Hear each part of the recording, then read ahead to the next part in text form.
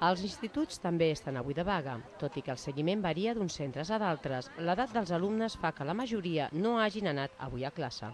La vaga als instituts s'ha dut a terme segons el criteri de cada centre. A l'IE Salvador Espriu, a la plaça de les Glòries, un terç del professorat exerceix avui el seu dret a vaga, però només el 20% dels alumnes han anat a classe. Segons el reglament del centre, perquè el professor continuï amb el temari, ha d'haver la meitat dels alumnes a classe. En cas contrari, dediquen l'hora lectiva a fer repàs. A la pràctica, i segons expliquen els alumnes, avui la majoria només han fet 1 o 2 hores. La resta del temps el passen al carrer.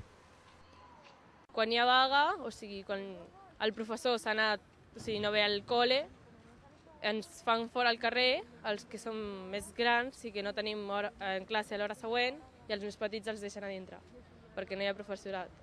En aquest institut nosaltres tenim un terç del professorat que fa vaga i 2 terços que treballen. I de l'alumnat, l'assistència de l'alumnat és un 20% de l'alumnat.